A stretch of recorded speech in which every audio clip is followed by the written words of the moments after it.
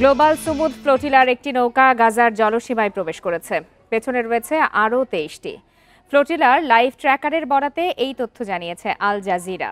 এর আগে বুধবার রাতে নৌবহর থেকে কয়েকটি জাহাজ দখল করে ইসরায়েলি নৌবাহিনী। আটক করা হয় গ্রেটা সহ ২ শতাধিক অধিকার কর্মীকে। এর প্রতিবাদে বিক্ষোভ হয়েছে ইতালি, তুরস্ক ও গ্রিস সহ কয়েকটি দেশে।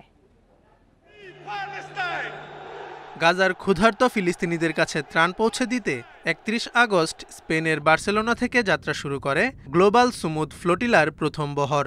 পরে তিউনিসিয়া, ইতালি ও গ্রিস থেকে আরও কিছু নৌযান এই বহরে যুক্ত হয়। গ্লোবাল সুমুদ ফ্লোটিলার নৌবহরে ৪০টির বেশি বেসামরিক নৌকা ও জাহাজ রয়েছে।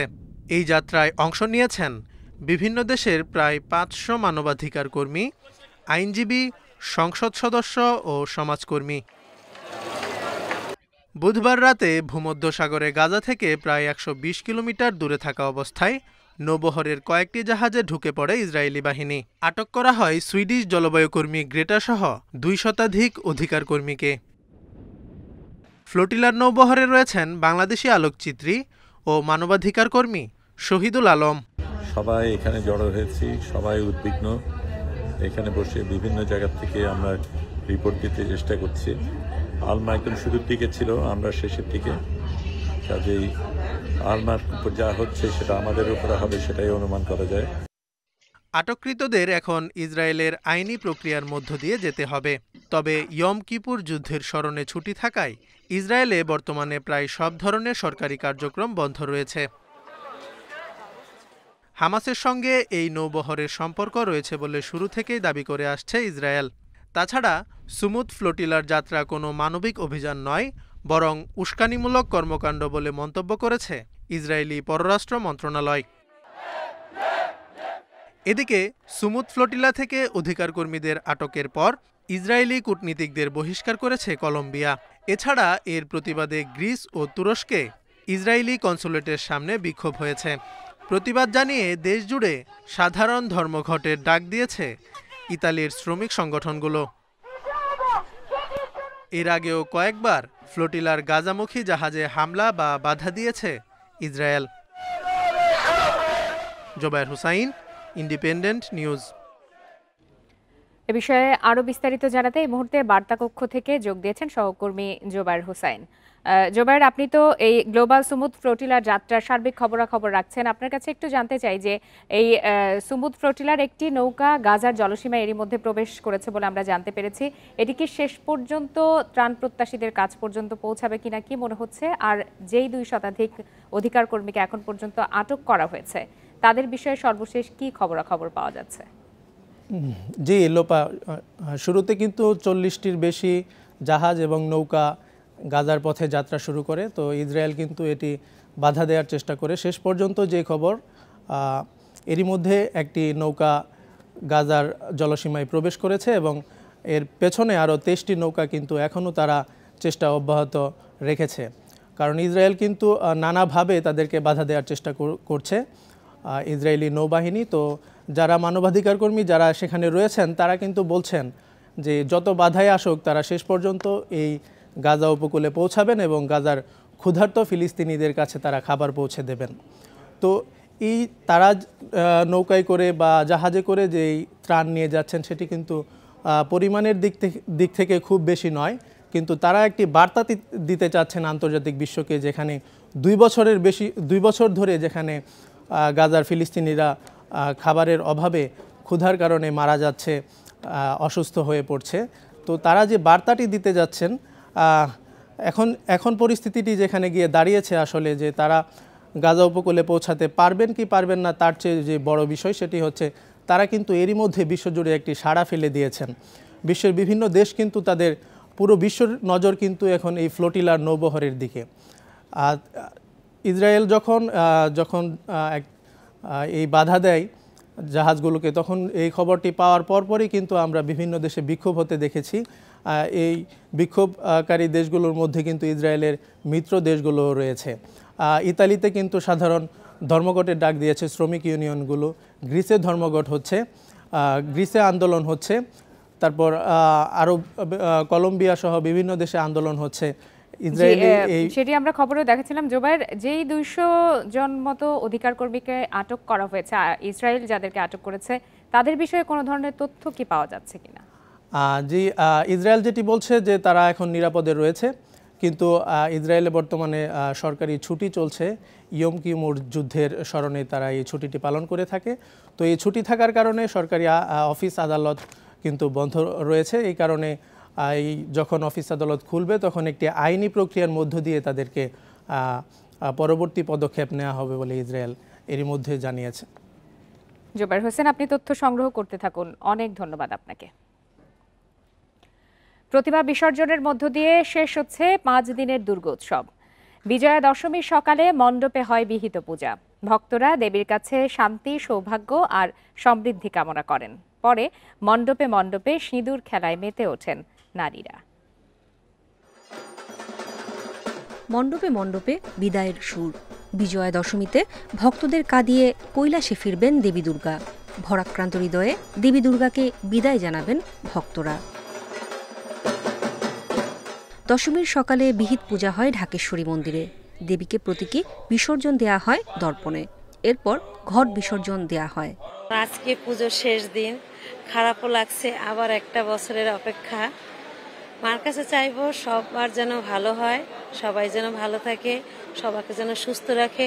আমি সবসময় মার কাছে এটাই চাই যে শান্তিপূর্ণ পরিবেশে যেন আমরা থাকতে পারি এবং বসবাস করতে পারি। দেবী দুর্গার বিদায়ের আগে মণ্ডপে মণ্ডপে সিঁদুর খেলায় মেতে ওঠেন ভক্তরা। সিঁদুর খেলা শেষে শেষবারের মতো দেবীর আরাধনা করেন। আমরা সবাই যেন বাংলাদেশের সব ধর্মের লোক একসঙ্গে মিলেমিশে থাকতে পারি। আজকে আমাদের মনে অনেক কষ্ট, দেবীকে বিদায় দিতে হবে, তারপরেও অনেক আনন্দ। একটা বছর পরে আমরা আবার মায়ের আগমন পাব। একে অপরকে রাঙিয়ে মঙ্গল কামনা করেন দেশ ও বিশ্ববাসীর। নূরে জান্নাত, ইন্ডিপেন্ডেন্ট নিউজ, ঢাকা। একদিকে যেমন আনন্দ, অন্যদিকে তেমনি বিদায়ের সুর বাজছে। প্রতিমা বিসর্জনের মধ্য দিয়ে শেষ হচ্ছে শারদীয় দুর্গোৎসব। ভক্তদের কাঁদিয়ে মর্ত ছেড়ে কৈলাসে ফিরবেন দেবী দুর্গা। দেশ ও বিশ্ববাসীর মঙ্গল কামনায় প্রার্থনা করছেন ভক্তরা। শারদীয় দুর্গোৎসবের মহানবমীতে চট্টগ্রামে পূজা মণ্ডপগুলোতে ভক্ত ও দর্শনার্থীদের ঢল নামে। সকালে দেবী দুর্গার আরাধনার পাশাপাশি মণ্ডপে মণ্ডপে সিঁদুর খেলায় মেতে ওঠেন ভক্তরা। একে অপরকে রাঙিয়ে বিসর্জনের বিষাদের মাঝেই আনন্দে মাতেন নারীরা। আজকে আমরা মাকে বিদায় দিচ্ছি, খুবই খারাপ লাগছে। মা তো দুর্গদিন আসেনি, মা নিজের বাপের বাড়ি থেকে শ্বশুর বাড়িতে যাচ্ছে, নাকি তেল সিঁদুর পান মিশিয়ে দিয়ে যাতে ভালোভাবে মহাদেবের কাছে পাঠানো হয়। রাজশাহীতেও প্রতিটি মণ্ডপে বাজছে দেবী দুর্গার বিদায়ের সুর। ভক্তদের কাঁদিয়ে কৈলাসে ফিরবেন দেবী দুর্গা। ওরা যার যার মতো শেষে সিঁদুর নিয়ে খেলা করছে, মায়ের চরণের সিঁদুর নিয়ে, এবং এটার শেষে আমাদের মায়ের প্রতিমা বিসর্জন হবে, দিয়ে আমাদের এটা সমাপ্ত।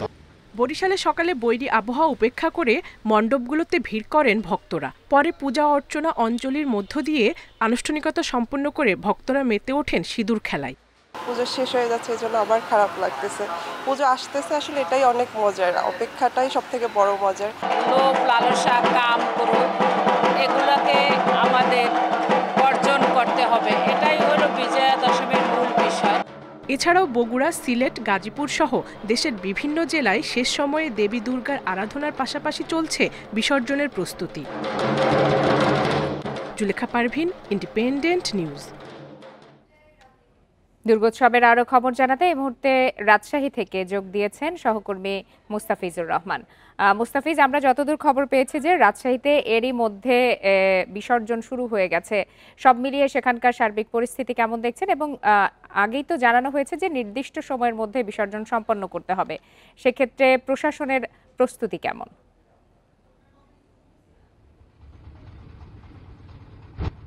দেখুন, শেষ প্রশ্ন থেকে আসতে হয় যে প্রশাসনের যে প্রস্তুতি সেটি পুরোপুরি আমরা দেখেছি, অর্থাৎ প্রতিটি নগরীতে, অর্থাৎ তারা যে রুটের ম্যাপটি করে দিয়েছেন, অর্থাৎ কোন রুটে কোন গাড়িটি যানবাহনটি যাবে এবং কোন দিক দিয়ে বের হবে, ঠিক সেই সার্বিক প্ল্যানগুলো প্রস্তুতিগুলো সম্পন্ন করা হয়েছে। সেই সাথে 3 স্তরের নিরাপত্তা রয়েছে। আমরা দেখেছি যে এখানে প্রতিমাগুলো বিসর্জন দেওয়া হয়ে থাকে পদ্মা নদীতে, এবং রাজশাহী যেহেতু পদ্মা নদীর কোল ঘেঁষে বয়ে গেছে এবং প্রতিমাগুলো প্রতি বছরের নেই এবারও পদ্মা নদীতেই বিসর্জন দেওয়া হচ্ছে এবং বিসর্জনের প্রস্তুতিও এর মধ্যে সম্পন্ন হয়েছে। আমরা দেখছি যে রাজশাহীতে যে পুরো রাজশাহী জেলাতে 470টি যে পূজা মণ্ডপে এবার প্রতিমা উঠেছিল, এর মধ্যে রাজশাহী মহানগরীতে রয়েছে 103টি। এই 103টির মধ্যে একটি এই যে এখন বিসর্জনের প্রস্তুতি চলছে, যেমন 7 পাক, এর মধ্যে 7 পাক পদ্মা নদীতেই তারা যে গঙ্গা স্নান সহ যে 7 পাক সেটি সম্পন্ন হয়েছে এবং এর মধ্যে একটি একটি করে তাদের যে প্রতিমা বিসর্জন সেটি শুরু হয়েছে। আমরা দেখছি যে এখন লক্ষ্মী এবং সরস্বতী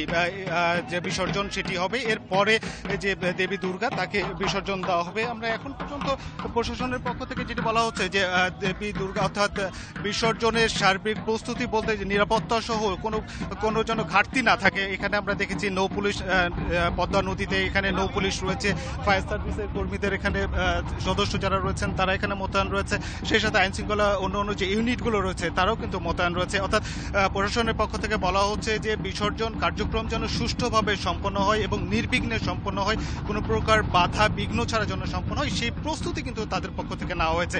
অপরদিকে ভক্ত অনুরাগী যারা রয়েছেন তারা বলছিলেন যে ব্যাপক উৎসাহ উদ্দীপনার মধ্য দিয়ে কিন্তু এবার দুর্গা উৎসব তারা পালিত করেছেন এবং সেই সাথে এখন তাদের একদিকে যেমন উৎসব, সেই সাথে কিন্তু তাদের যে বিসর্জন, দেবীকে বিসর্জন দিচ্ছেন, দেবী তাদের মাধ্য থেকে ছেড়ে চলে যাচ্ছে। কিছু করে আমরা দেখেছিলাম যে সকালবেলাতে যে সকালবেলায় যে অঞ্জলি পূজা হয়েছে, এরপরে সিঁদুর খেলা হয়েছে, সিঁদুর উৎসবের মধ্য দিয়ে সেই সাথে মিষ্টি বিতরণ, সেই মিষ্টি উৎসব হয়েছে। এরপর থেকে কিন্তু তাদের যে বিসর্জন বা বিদায়ের সুর সেটি কিন্তু বাজা শুরু হয়েছে, অর্থাৎ বিদায় লগ্ন যেটি বলা হয়ে থাকে, বিদায় লগ্ন কিন্তু তারপর থেকেই শুরু হয়ে গেছে। এখন পর্যন্ত আমরা দেখছি যে পদ্মা নদীতে এরই মধ্যে আপনারা দেখতে পাচ্ছেন যে এখন দেবী দুর্গাকে বিসর্জন দেওয়া হচ্ছে। এর আগে লক্ষ্মী এবং সরস্বতীকে বিসর্জন দেওয়া হয়েছে, তার আগে গণেশকে বিসর্জন দেওয়া হয়েছে এবং এখন যে পর্বটি চলছে সেটি হচ্ছে দেবী দুর্গা, তাকে পদ্মাতে বিসর্জন দেওয়া হচ্ছে এবং সেই সাথে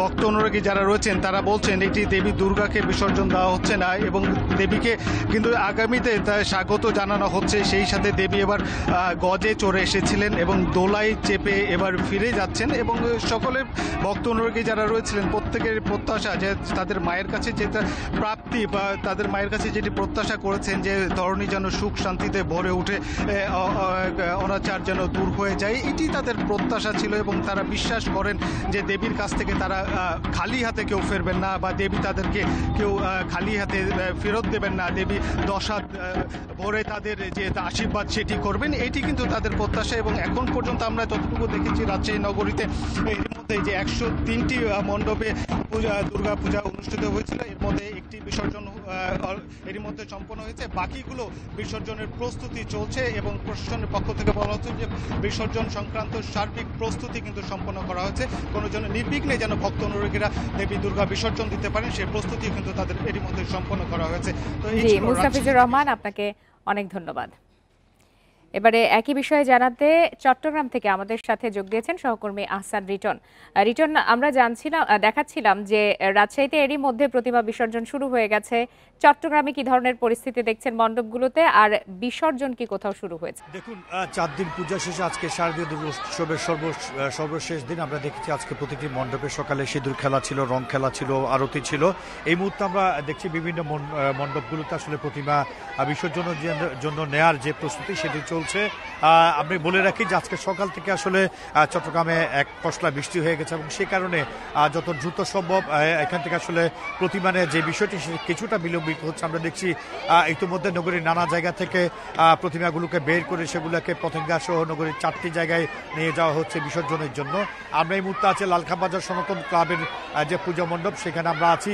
আমরা দেখছি এখানে আসলে যারা মুরব্বী রয়েছেন তারা আসলে কিভাবে এখান থেকে প্রতিমা বের করা যায়, যেহেতু বাইরে হালকা বৃষ্টি রয়েছে, সঙ্গত কারণে প্রতিমা নষ্ট হতে পারে সেই আশঙ্কা তারা আসলে অপেক্ষা করছেন এবং কিছুক্ষণের মধ্যে এখান থেকে আসলে প্রতিমা বের করে নেওয়া হবে। আমরা দেখেছি নগরের নানা জায়গা থেকে ট্রিপল টাঙিয়ে নানাভাবে তারা প্রতিমা বের করেছেন এবং চট্টগ্রামের যে পতেঙ্গা সমুদ্র সৈকত যেখানে আজকে অন্তত 100-র উপরে প্রতিমা নিরঞ্জন দেওয়া হবে সেই জায়গাগুলোতে নিয়ে যাওয়া হচ্ছে।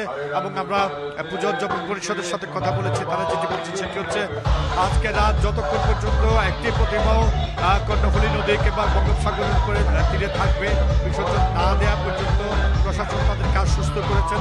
সব ধরনের সুযোগ সুবিধা দিয়ে যাবেন, নিরাপত্তার যাতে কোনোভাবে খেলাপ না হয় সেই বিষয়টিকে মাথায় রেখে বাংলাদেশ সেনাবাহিনী, র্যাব, পুলিশ এবং অন্যান্য যে সমস্ত আইনশৃঙ্খলা বাহিনী রয়েছে তারা তৎপর আছেন এবং যতক্ষণ পর্যন্ত শান্তিপূর্ণভাবে বিসর্জন কর্ম শেষ হচ্ছে ততক্ষণ পর্যন্ত তারা সহায়তা নিয়ে যাবেন। তো আমরা দেখছি গুটি গুটি পায়ে বিভিন্ন মণ্ডপ থেকে মা দুর্গা এবং অন্যান্য তার সন্তানদের কাছে বের করা হচ্ছে। এখানেও সেই প্রস্তুতি চলছে। এই মুহূর্তে যে কিছুটা বিলম্ব হচ্ছে আমরা দেখছি শিশুরা তারা আসলে রং খেলা এবং নৃত্যের মধ্য দিয়ে আজকের দিনটিকে সর্বশেষ মায়ের যে কৃতজ্ঞতা সেই বিষয়টিকে তারা চাইছেন এবং তারা মনে করছেন এই যে মা দোলায় ঘোড়ায় ঘুরে এসছেন, দোলায় ঘুরে যাবেন, তাদের ধারণা যে চিকুনগুনিয়া যে কুসংস্কার। হাসান রিটন, আপনাকে অনেক ধন্যবাদ। খাগড়াছড়ি সদর ও গুইমারাই সহিংসতার ঘটনায় 3টি মামলা করেছে পুলিশ। এসব মামলায় 1000-এর বেশি অজ্ঞাত ব্যক্তিকে আসামি করা হয়েছে। গুইমারা থানার ওসি এনামুল হক চৌধুরী জানান, গত 28 সেপ্টেম্বর গুইমারাই প্রশাসনের জারি করা 144 ধারা ভঙ্গ করে সেনাবাহিনী, পুলিশ সহ আইনশৃঙ্খলা বাহিনীর সদস্যদের ওপর হামলার ঘটনায় 3 জন নিহত হন। এ ঘটনায় 100 জনকে আসামি করে মামলা হয়েছে। এছাড়া সহিংসতা, হামলা ও অগ্নিসংযোগের ঘটনায় 250 অজ্ঞাত ব্যক্তিকে আসামি করে মামলা করেছেন পুলিশের এসআই সোহেল রানা। এছাড়া জেলা সদরে 144 ধারা ভঙ্গ করে সংঘর্ষের ঘটনায় অজ্ঞাত আরও 7 থেকে 800 জনকে আসামি করে আরেকটি মামলা করেন এসআই শাহিন। অন্যদিকে 144 ধারার মধ্যেও স্বাভাবিক হতে শুরু করেছে খাগড়াছড়ি শহর ও আশপাশের এলাকার পরিস্থিতি।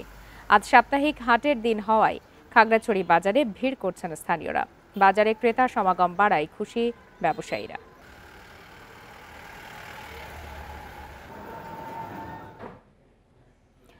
বঙ্গোপসাগরে অবস্থানরত নিম্নচাপটি আরও ঘনীভূত হয়ে গভীর নিম্নচাপে পরিণত হয়েছে। ভোর 6টায় এটি মোংলা সমুদ্র বন্দর থেকে 735 কিলোমিটার দক্ষিণ পশ্চিমে অবস্থান করছিল। আবহাওয়া অধিদপ্তর জানিয়েছে, গভীর নিম্নচাপটি আরও উত্তর পশ্চিম দিকে অগ্রসর হতে পারে। এটি শনিবারের মধ্যে ভারতের ওড়িশা ও অন্ধ্রপ্রদেশ অতিক্রম করতে পারে। এর প্রভাবে উপকূলীয় এলাকা ও সমুদ্র বন্দরগুলোয় ঝোড়ো হাওয়া বয়ে যাওয়ার শঙ্কা রয়েছে। নিম্নচাপের কেন্দ্রে বাতাসের গতিবেগ ঘন্টায় 60 কিলোমিটার পর্যন্ত বৃদ্ধি পাচ্ছে। সাগর উত্তাল থাকায় সব সমুদ্র বন্দরে 3 নম্বর সতর্ক সংকেত জারি করা হয়েছে।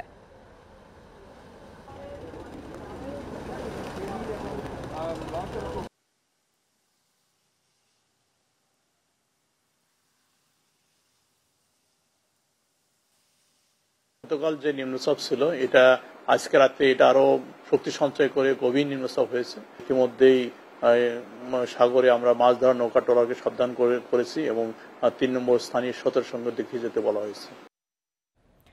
গভীর নিম্নচাপের প্রভাবে দেশের বিভিন্ন জেলায় আজও থেমে থেমে বৃষ্টি হচ্ছে। গত 2 দিন ধরে কুয়াকাটায় বৃষ্টিতে ভোগান্তিতে পড়েছেন সাধারণ মানুষ। বঙ্গোপসাগর এলাকায় বায়ুচাপের তারতম্য থাকায় উপকূলীয় এলাকায় ঝোড়ো হাওয়া বয়ে যাওয়ার শঙ্কা করছে আবহাওয়া অফিস। সাগরে থাকা মাছ ধরার ট্রলারগুলোকেও উপকূলের কাছাকাছি থাকতে বলা হয়েছে। লক্ষ্মীপুরে 2 দিনের বৃষ্টিতে শহরের বাঞ্ছানগর, শমশেরাবাদ, কলেজ রোড, মজুপুর সহ বিভিন্ন স্থানে দেখা দিয়েছে জলাবদ্ধতা। ফলে চরম ভোগান্তিতে পড়েছেন এসব এলাকার বাসিন্দারা। বরিশালে বৃষ্টির কারণে মণ্ডপে যেতে ভোগান্তি পোহাতে হয় সনাতন ধর্মাবলম্বীদের। গত 24 ঘন্টায় বরিশালে 20 মিলিমিটার বৃষ্টিপাত রেকর্ড করার কথা জানায় আবহাওয়া অফিস। এছাড়া বাগেরহাট ও নোয়াখালীতে বৃষ্টিতে ভোগান্তিতে পড়তে হয় নিম্ন আয়ের মানুষকে।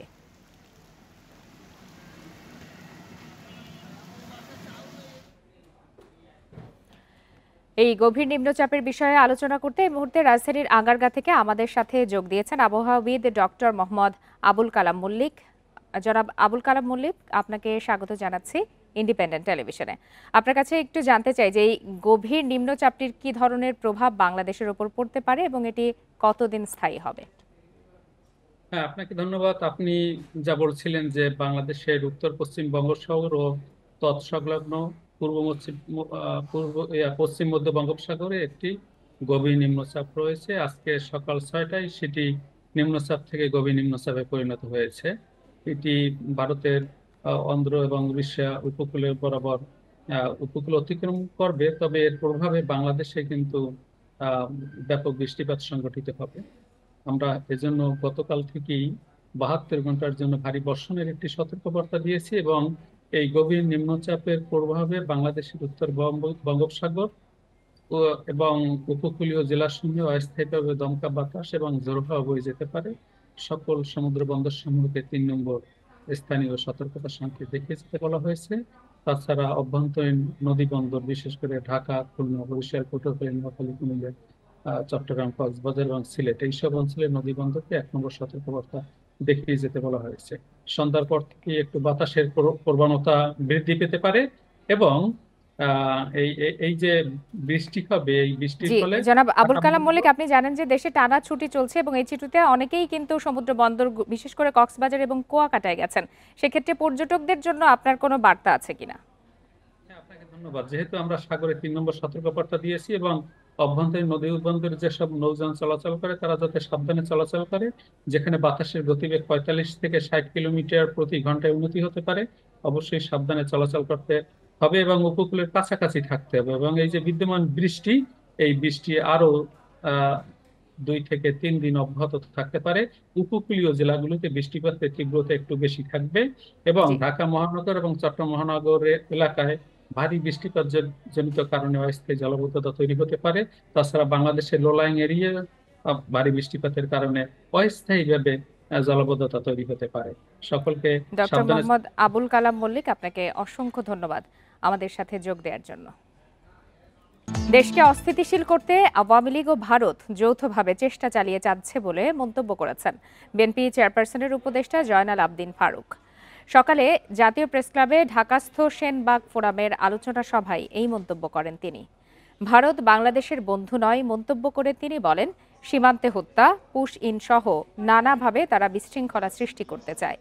ফ্যাসিবাদ বিরোধী ঐক্য যারা বিনষ্ট করতে চায় তাদের ঐক্যবদ্ধভাবে রুখে দিতে হবে।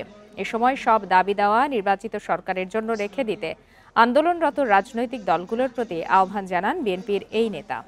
প্রধান উপদেষ্টা অধ্যাপক মোহাম্মদ ইউনূসের আশেপাশে বহু ষড়যন্ত্রকারী রয়েছে অভিযোগ করে জয়নাল আবদিন ফারুক বলেন, সব ষড়যন্ত্র উপেক্ষা করে নির্বাচন করতে না পারলে প্রধান উপদেষ্টা প্রশ্নবিদ্ধ হবেন। দেশে অশান্তি সৃষ্টির প্রয়াসের পেছনে একমাত্র শক্তি আওয়ামী লীগ আর ওই ভারত, যে ভারত প্রতিনিয়ত আমার বর্ডারে গুলি করে মানুষ মারে আর পুশিং করে। বাংলায় কথা বললে কয় বাংলাদেশি পুশিং করছে। তা আপনি কিসের বন্ধু? ফেনী ও নারায়ণগঞ্জের সড়ক দুর্ঘটনায় 5 জন নিহত হয়েছেন। এর মধ্যে ফেনীর দাগনভূঞার সিলোনিয়াতে বাস নিয়ন্ত্রণ হারিয়ে 3 জন নিহত হয়েছেন।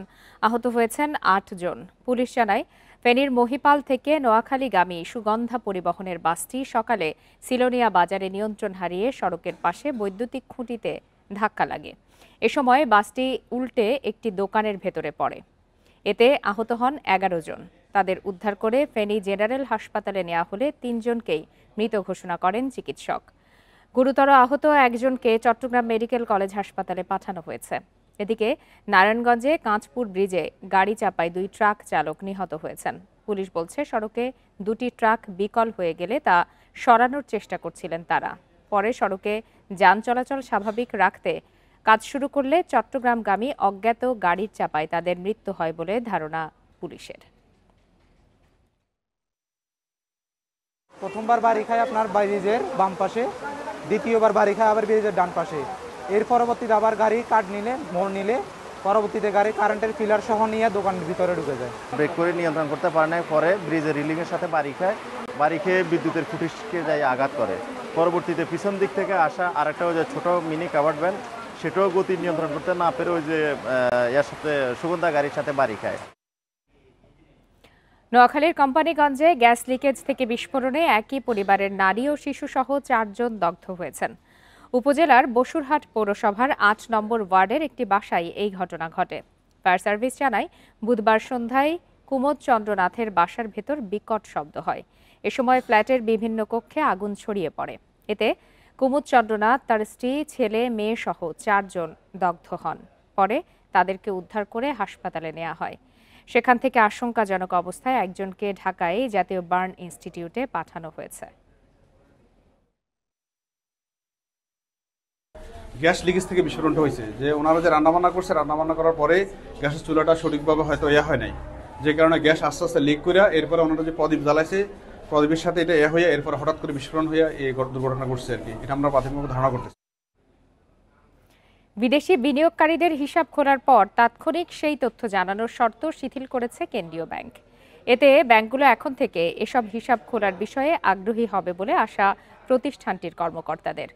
কেন্দ্রীয় ব্যাংকের প্রজ্ঞাপনে বলা হয়েছে, অনাবাসী টাকা হিসাব বা এনআরটিএ ও বিদেশি বিনিয়োগের জন্য অস্থায়ী বৈদেশিক মুদ্রা হিসাবের বা এফসি রিপোর্টিং প্রয়োজনীয়তা শিথিল করা হয়েছে।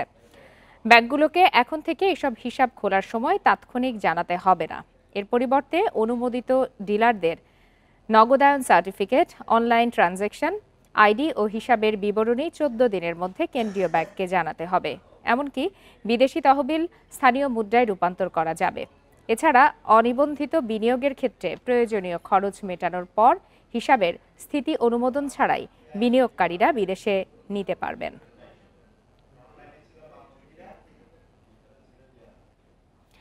এক মাস স্থগিত থাকার পর 14 অক্টোবর রাত 12টা থেকে চট্টগ্রাম বন্দরে বর্ধিত শুল্ক আদায় শুরু হবে।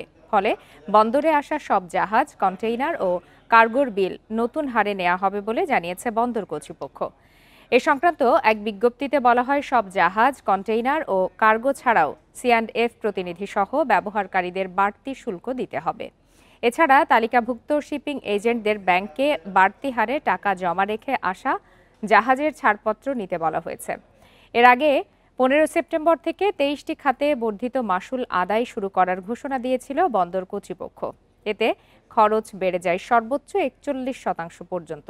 তবে এই সিদ্ধান্তে ব্যবসায়ীরা আপত্তি জানালে নৌ পরিবহন উপদেষ্টা 1 মাসের জন্য মাশুল আদায় স্থগিত রাখার সিদ্ধান্ত দেন।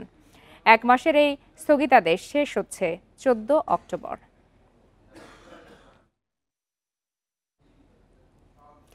প্রকৃতির সঙ্গে মানুষের বেড়ে চলা দূরত্বকে উপজীব্য করে ঢাকায় হয়ে গেল শিল্পী উত্তম কুমার তালুকদারের দ্বাদশ একক চিত্র প্রদর্শনী। এই প্রদর্শনী প্রকৃতি নিয়ে মানুষকে ভাবতে আগ্রহী করবে বলে মনে করেন দর্শনার্থীরা।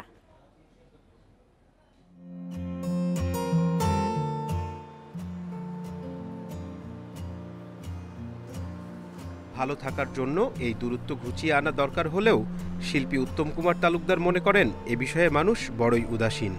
এই উদাসীনতাকে উপজীব্য করে তিনি এঁকেছেন ছবি।